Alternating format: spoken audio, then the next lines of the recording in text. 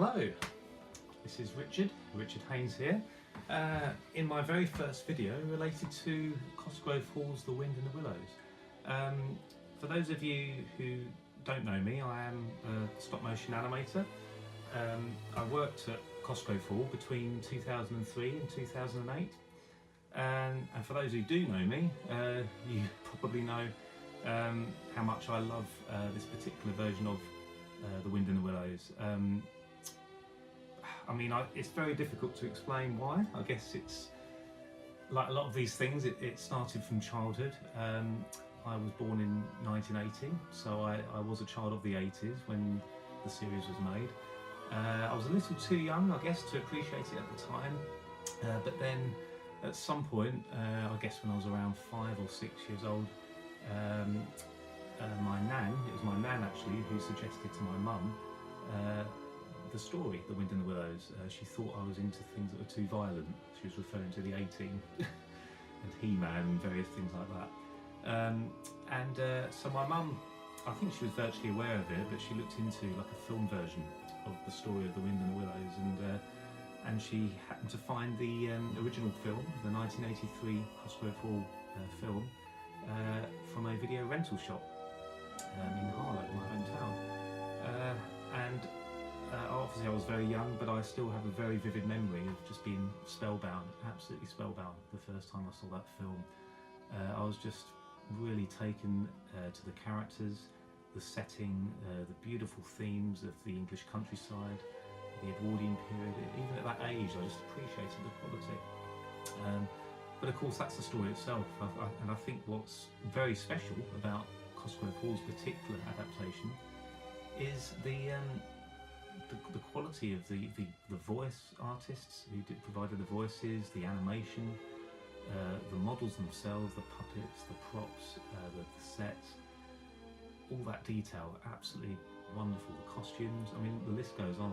The music, you know, there's so many elements in it that I just think are just wonderful, and it's all resulted in me just not only falling in love with it as a child, but carrying that into teenage years when I really wanted to meet the producers, Brian Cosgrove and Mark Hall, particularly Mark Hall because he actually directed the film itself, and then pretty much took over the producing side of the series. Brian Cosgrove was more on the 2D side. For those who don't know much about Cosgrove Hall Productions, stroke films, they're most famous probably for Danger Mouse, the original 1980s series. But of course they did The Wind and the Willows, Count Duckula, the original BFG film, Chorlton and the Wheelies, Jamie and the Magic Torch, Avenger Penguins. I mean, the list goes on. Just an incredible production company that created so many childhood favourites and adult favourites. Certainly in my case, I've carried it into my adulthood. But it was in fact in 1999 that I was lucky enough to be offered a visit to Cosgrove Hall, having written a letter to Mark Hall, and Mark wrote a very kind letter back, which I've got somewhere. There's a photo actually of, I don't know if you can see that, but a picture of me when I met him. And I was lucky enough to visit Cosgrove Hall, the studios, at some point in 1999 with my father, who drove us all the way to Manchester from Essex, which was interesting. A long way, but well worth it. What a day that was. I was just like, I felt like I was meeting God. I really did. Mark Hall was not only a very talented man, but a very, very kind, nice man as well. And of course, we met some other people there. They were making Bill and Ben at the time, the remake of that. I think it was Bill and Ben. Might have been Rotten Ralph actually. It's all a bit of a blur now because a year later I was lucky enough to be offered a work experience, a 1-week work experience at Cosgrove Hall, where I got to work with and meet many of the people who worked on The Wind and the Willows, including the great Barry Purvis, legendary Oscar-nominated animator and filmmaker. I mean, I love Barry's films, but for me, it was his Toad that really meant an awful lot to me. He animated Toad of Toad Hall before he was taken over by the equally fantastic Paul Berry. and various other animators as well. But anyway, The Wind and the Willows led to that, and then in 2000 I went to university, did a 3-year degree, and then I still pinch myself occasionally and just amazed that it happened. I was actually offered a job at Cosgrove Hall, having graduated in 2003 as a stop motion animator. I was actually a trainee at first, then became an assistant animator and then an animator eventually.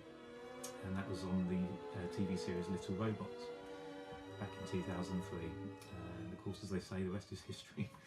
I remained there for 5 years, 5 very happy years, working on countless productions, had a wonderful time, worked with wonderful people, and it's all because of my love for The Wind and the Willows. It not only had a huge influence on my childhood, but kicked off my career.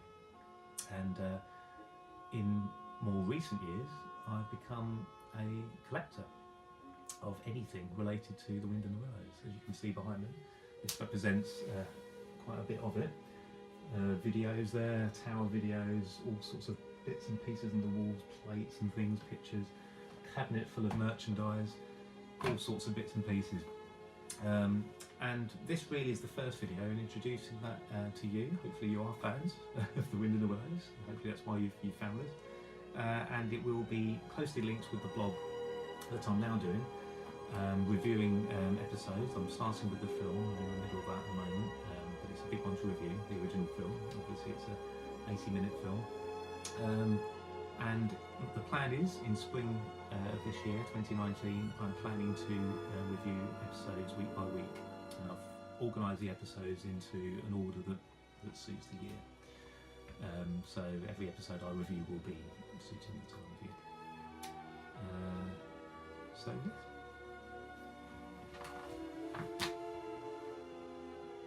yes. Just checking the video. So, what is the point of this video? Well, not only to introduce my love of The Wind and the Willows, that will come through a lot more in future videos and blog posts, but I wanted to do what I call an unboxing. I've been following various people who collect other things, all sorts of things. For instance, I was into He-Man quite a lot, the original He-Man series and toys as a child. I'm not a massive collector, I've got a few bits and pieces, but nowhere near as much as I've got for The Wind and the Willows. But I've come across collectors of He-Man, for instance, who like to post videos, some of which are unboxing videos of rare items that they've come across. And they want to share the joy of unboxing it with viewers, which is exactly what I'm doing with this box. Inside this box, hopefully, is something I came across on eBay back in November. And I can hardly believe it when I came across it, because I've been looking for these for quite a while. I say these, there's 4 items in here, so you can have a guess of what they might be before I reveal it. 4, what could 4 mean? 4 seasons in The Wind and the Willows, 4 separate series were made, if you don't include the 5th, which is the Own Mr. Toad spin-off. What else could 4 be? I'll leave you to work that out. But this package was supposed to arrive before Christmas. It didn't, unfortunately, but never mind, I'm sure it'll be well worth the wait. It arrived today, and today is the 4th of January. I'm probably posting this video a bit later than that. It's fairly heavy, but it took a while, I guess, because of customs checks, because it was arrived all the way from the States, New York it came from. So it took a while to get here, and I'm about to unbox it. Before I will do though, I will reveal the kind of thing it is. Back in I believe the 80s, there were some figurines released based on the Wind and the Willows characters, and released by different companies. And there were other figurines released in the 1990s from a separate company. That company was called Arden Sculptures, so I already have some wonderful figurines. That's Toad there, made by Arden Sculptures, and on the bottom it's got copyright Cosgrove Hall Productions Limited 1996, and you've got the Wind and the Willows iconic fonts there, the logo, not really a logo, but the lettering. And I acquired Toad in a shop in Weymouth quite a while back now, quite a few years back, I think when I was 21, that was a long time ago. So I knew they existed, they were just very hard to find because I was looking in the early 2000s, but managed to come across Toad. And then years passed before I was able to get the other characters. I think Badger came next. There's Badger. Only problem I had with him though is that his head is much too big for his body. Not brilliantly to scale, but I guess that's how it's to keep it in keeping with the other ornaments. And then of course I've got Ratty and Mole on eBay quite a while ago now as well. There they are, Ratty and Mole. Yeah. So these are made by Art and Sculptures, and I've always loved them. I've always thought they're really nice versions of the characters. Another company by some of them. These are made either by Crown Staffordshire or Coalport. They don't actually say Cosgrove Hall on them, but the boxes feature photos from the film and series, so they're clearly inspired by them. I'm not a huge fan, but obviously as I'm a collector, they're still an important part of the collection. Mole there. I quite like Mole actually, it's quite nice. And Ratty has a fishing rod there. So just depicting scenes and the characters and what they would typically do. There's Badger sitting in an armchair, which is quite nice. But these, they're okay. I mean, the trouble is they're not true likenesses of the Cosgrove Hall versions. They're clearly inspired by them, and you can see little telltale traces and details on them that suggest that. I much prefer the Art and Sculptures ones, because they do have much more character, they're bigger as well, and I love that they're more officially Cosgrove Hall. But what's in here, wipe out all of those as far as I'm concerned. These figurines are absolutely beautiful, and the reason they're so special is because I believe they're actually sculpted or originated from Cosgrove Hall itself. When I worked there, I remember seeing moulds for these, and I assumed at the time that they were just for exhibitions and various things like that. I didn't realise that they were actually for merchandise. And I didn't realise that until fairly recently. I came across them just by a Google search randomly one day, knew that they existed, but didn't actually see them for sale for a while until, as I say, November. They are super rare. I've never seen them come up on eBay, and I'm on eBay all the time looking for Wind and Willows stock. And in all the years I've been collecting seriously, I guess I've only been really serious in the last few years, but I've never seen them come up until now. So they do seem to be super rare. They're made by a company called Aynsley, who also made, I don't know if you can see the plates at the back there, and they're absolutely beautiful. So let's do it. Let's open. Let's get some scissors. Let's open this package. Very nice to be able to share this with you, fellow Wind and the Willows fans. And I will eventually be posting high quality photos of these online as well, from all angles, because I know a video can only do so much justice to them. I will say one thing, it seems to be packaged pretty well. I am intrigued. I've really been looking forward to seeing these. And I'll display them with pride.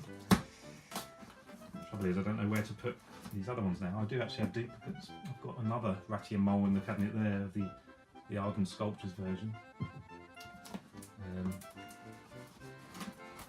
But these ones will have to take centre place in the living room, I think. Right, so I've almost opened the main outer box. All I can see is more packaging so far. It's certainly got some weight to it. I was never quite sure how much these would weigh. It did say when I was tracking the parcel that it weighed 4 pounds, so it seems heavier than that to me.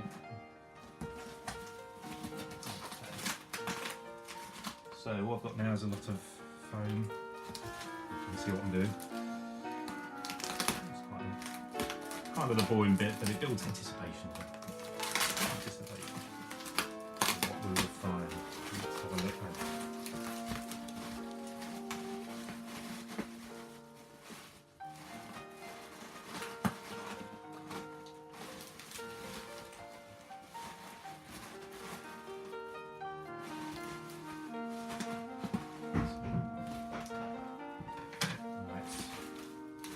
Look, there's lots of packaging in here.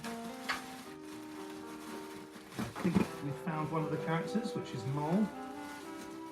Wow, look at that. Look at that, isn't that beautiful? Mole, I was very excited to see, looking forward to seeing, because I knew how beautiful it was. Look at that. That is definitely the Cosgrove Hall Mole. Look at that likeness. Absolutely beautiful. Hand painted, and they are very heavy. I'm very impressed by how heavy they are. Absolutely beautiful. Got a few marks which I was aware of, and that's fine. But I'm glad his glasses on, because they're the kind of things that you kind of expect to go missing sometimes. A bit broken. But yeah, really pleased with that. Absolutely beautiful. Let's pop him over here. A collection of ornaments building now. So that's the Mole. Let's see who's next. Well, hello. As you probably noticed, the video that I was doing, I had to stop it because unfortunately some of the models were broken. I was very disappointed. But Mole was intact, thankfully. But yeah, Ratty, Badger and Toad had some pieces missing. Well, not missing, in the box with them. Unfortunately, they just got damaged in transit at some point. So obviously very disappointing. However, I've been in touch with the seller, who has been absolutely fantastic, really understanding, really helpful, and they are insured, thankfully, so I'll be getting a bit of compensation. But better still is I managed to salvage them in some way by gluing the pieces back together as best as I could, and they've come out really nice. They look really nice. Toad was the worst off. His legs were missing, unfortunately, completely broken off, so I managed to fix him, and the others had some chips and cracks. So I'll now cut to how they look in the cabinet that I put them in. So here we are. Here's the cabinet that I put them in. You can probably see my reflection because this is a mirrored cabinet. Quite useful with models like this that look fantastic from all angles. Although it does look a little bit like I've got 4 badgers in there at the moment. A little bit weird, a bit disturbing. Oh, I should open the cabinet. 1 second. So here they are in all their glory. As I said before, Mole was intact, and he's got a few marks on his head, but that's because they were there already, to be honest. I was aware of those. Ratty had an ear missing in transit, but I managed to fix that. He's got a bit of a mark on his face as well. He's not looking too bad. Badger, you can see in there, he had some of his coat shattered, so I managed to get all the pieces I could find and stuck those together so they're not looking too bad. And as I said before, Toad came out the worst. I had to completely put his legs back together. They were snapped at the knees and snapped at the ankles, so they were quite bad. And then his fingers, if I just turn him round, those fingers there on that hand were completely shattered, but I've managed to fix them pretty well. I don't know how well you can see that. So yeah, so all in all, still very happy. It is a shame they were broken, but at least I've managed to get them looking pretty good. So really happy with them. What gorgeous figurines they are. They're absolutely beautiful and look stunning here in our living room. Real centerpiece, I think, to my collection. So thanks for watching, and look out for more videos. Bye then.